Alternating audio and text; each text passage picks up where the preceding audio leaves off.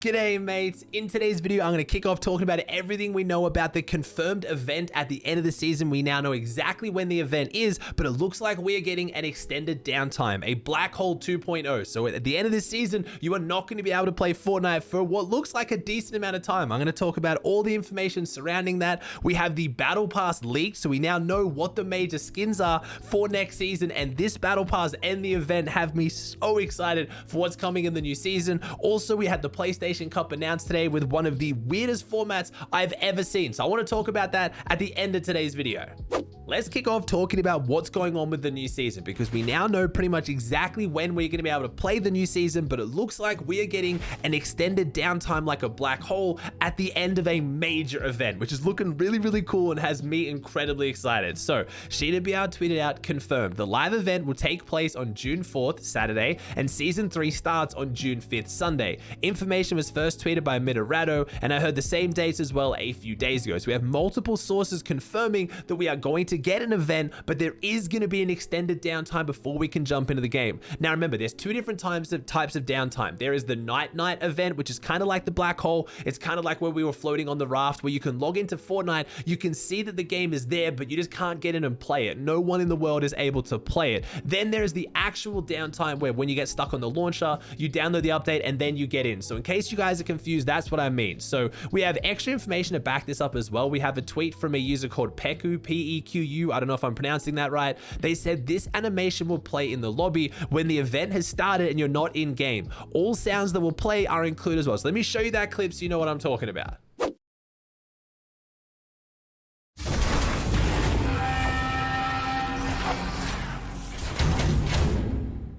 Now you might be confused, Aussie, I don't really get it. Like, what does this mean? Why does this confirm the downtime? So if you remember back when we had the black hole event, I'll get my editor to put it up here. This is the kind of thing that would happen when you logged into the game. If you weren't in the event, but you were in the lobby, you would then get sucked into it and then you would get shown that scene, because obviously you can't queue up for games and play just because you skipped the event. This is the new season version of what that was during the black hole. So we have confirmed that there is going to be a period where the game is going to be accessible, where you can log in, you just can't play yet, and that fits the timing of what Shinaa is talking about. So it looks like, again, we don't know the exact timing, and honestly, by the time this video goes live, maybe there will be a clock in game. We now know that all of this is centering around the collider, so if you look over near the collider when you're playing games today, there is a chance a clock will appear and we'll know exactly when the event starts, but we know it is going to be starting at some time on the 4th. Normally the usual event time is going to be like later in the afternoon or evening for the US time. We're going to have the event. We're then going to go into this night where you can't play the game but you can log in. Then later in the evening, I'm imagining somewhere around like the midnight 1 a.m. time,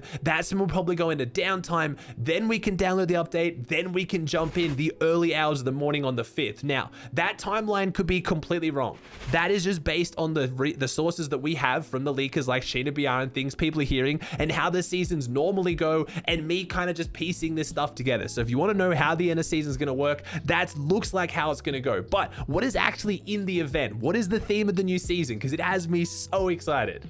The actual event itself looks like it's going to be centering around, of course, the collider, but also the mech. Now, I'm not going to go into super detail on the storyline. I know there's phenomenal creators out there like Top 5 Gaming that just absolutely kill it when it comes to explaining the storyline, but most of my viewers like you guys care about what does it mean for the new season? What does it mean for the gameplay? So it looks like it's going to be heavily involved around the mech. Looks like potentially there are theories that the mech is being built on the moon. We're going to like teleport there and do something with it. We're going to bring it back. We don't exactly know yet, but we do know this is going to have what looks like a pretty large effect on the map. We already have one leak of what looks like there will be a waterfall near Loot Lake. Now, I don't know about you, but that looks a lot like the waterfall we used to have at Lazy Lake on the old map. And remember, there's going to be a lot of similarities with the map. We've already seen that. With it being flipped, we've seen some cool things happen like that. So already we have confirmed map changes from the new event, but the fact that we are going to go into a prolonged downtime, it looks like this event could be massive,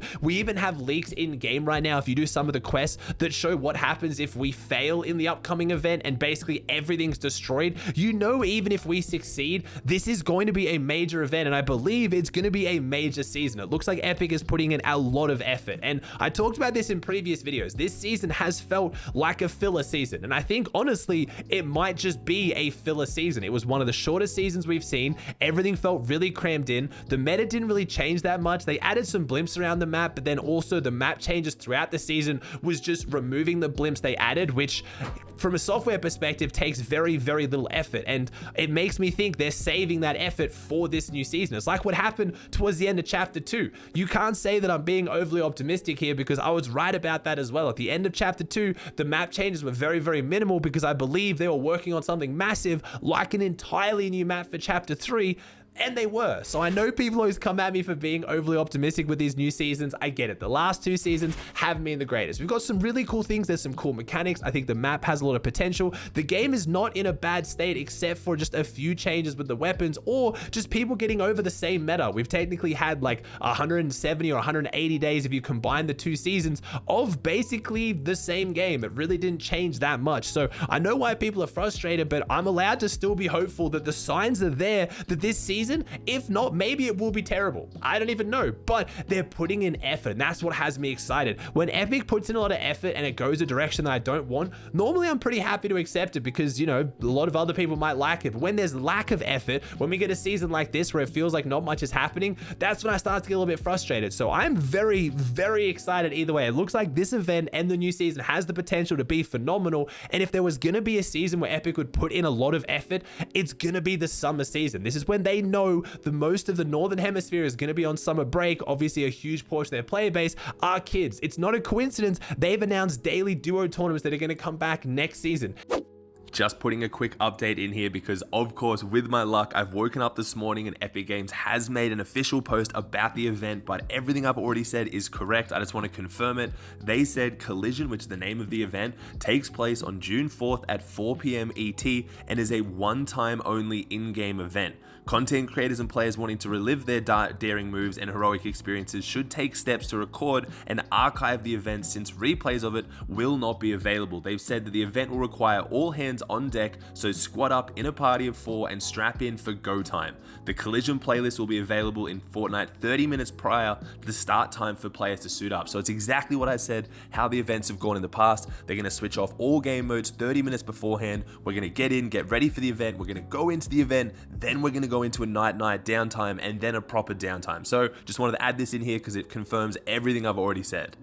Now, we haven't just had event information leaked, we've also had the Battle Pass. Now, I will say this is not 100% confirmed to be the new Battle Pass, but basically on good authority from all the leakers that I trust and everyone on the scene that I know who has broken down this image like CSI style, enhanced every image, looked at the fonts, done all that, it looks too good to be true. It looks like this is almost guaranteed going to be the new Battle Pass. So I don't want to tell you with 100% certainty, but just know with me showing it, it's under very good authority. Most of these guys agree that this is going to be the new Battle Pass. Maybe some of the images will change, but overall, this is going to be the new content. So let's look at what we've actually got here. We've got Darth Vader, Indiana Jones, pretty much straight out the bat. You can obviously pick them off.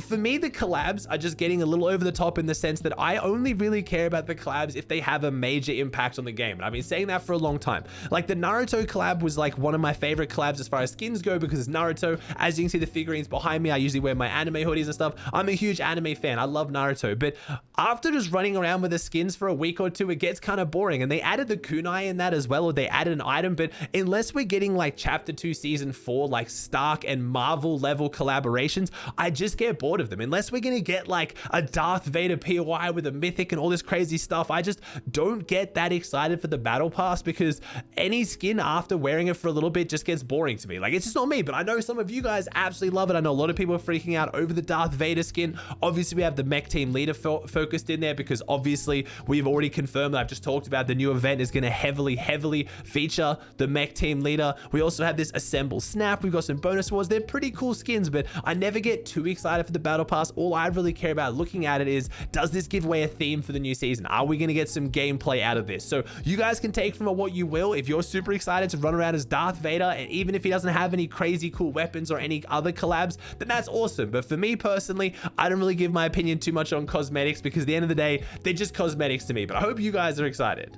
We've had the next PlayStation Cup announced, and as always with these PlayStation Cups, there's already some dramas. There are some issues. So first off, the qualifiers are taking place today. As of me posting this video, they're going across the next 3 days. There are going to be 3 rounds, but round 3 is taking place on day 1 of FNCS Grand Finals. So it's giving a lot of people what they've asked for. A lot of console players saying they should run these events on during the major PC events, so the PC pros don't come and steal the console money. And we've talked about that, how if you're playing on the input that everyone else is, it's only fair. And then by them doing this, same as the console FNCS happening at the end of the season on at the same time as DreamHack, it means not as many people are going to be watching or caring about the console tournaments. But a lot of console players don't care about that. They don't care if people aren't watching. They don't care if people don't care about it. They just want to have it for themselves, and they want their own prize pool. And I get that. We've talked about solutions on how they can fix this in the future by spreading the prize pool more thin, so it really does reward more of the console community rather than just a few pros who do switch from PC to console. Like, I get it. I'm on your guys' side here as well, but it taking place on the same day as FNCS Grand Finals just means that, unfortunately, I don't think a lot of people are going to be paying it as much attention as what it probably should get. And of course, you have Xbox people getting upset yet again that this is another PlayStation tournament that PlayStation is getting that they aren't able to play on console. We've talked about it before. Sony are now in a very close business relationship with Epic. This is not going to be the last PlayStation exclusive tournament we see. There is going to be more of this happening. If you really want to play in them, it might be worth trying to get your hands on a PlayStation selling your Xbox. Again, I don't know about your financial situation, but I'm sick of hearing people constantly say about Xbox not getting enough tournaments and blaming Epic when it's just Sony. Sony's putting on tournaments for PlayStation. Microsoft isn't putting on tournaments for Xbox. Not Epic's fault. It's Sony that's doing it. The other thing is, yet again, we have a discrepancy between the format in-game and the rules posted elsewhere. This seems to always happen with the PlayStation Cup, but it seems to be really weird this time because this is an entirely different format, and it's the one that's in Fortnite. The official rules online have the usual point scoring format we're used to. The one that is currently in game is totally different, and it is wild. For some reason, 6th place gets you 16 points, but 5th place gets you 28 points. If you go down in 6th, you have lost 12 kills worth of points compared to if you go down in 5th. This is absolutely ridiculous. I have no idea how they're defining that. I have no idea what they're aiming for with that. I've never heard of a format like that. I know formats try to reward like top 3, top 2, top 1 really heavily, but I don't know why such a gigantic jump between 5th and 6th. But then each elim is still worth 1. So I don't know which format it's going to be for this tournament, whether it's going to be the one that displays in-game or online, but now it makes me too scared to go through a bunch of the different rules. But just keep an eye on exactly how the format works. While you're playing an in-game, keep an eye on how your points are stacking up. If you see some weird jumps, don't go off the rules you think you've heard. Look around for what might look like the actual rules. And I know what you guys are thinking. I guarantee some of you guys have already commented it who didn't get this far in the video. FNCS Grand Finals this weekend. Aussie, where's the video on FNCS Grand Finals? I'm going to be uploading it either tomorrow or the next day. I want to get all the details. I want to get the job maps. I want to break it down, give it a whole bunch of thought, and make a full comprehensive video about my predictions for FNCS Grand Finals, who's dropping where, who's popping off, all that good stuff. Don't worry, it's coming in the next few days. All right, guys, that does it for another video. I hope you enjoyed. If you did, please chuck a like on it. Subscribe to the channel if you haven't, and I'll see you in the next one.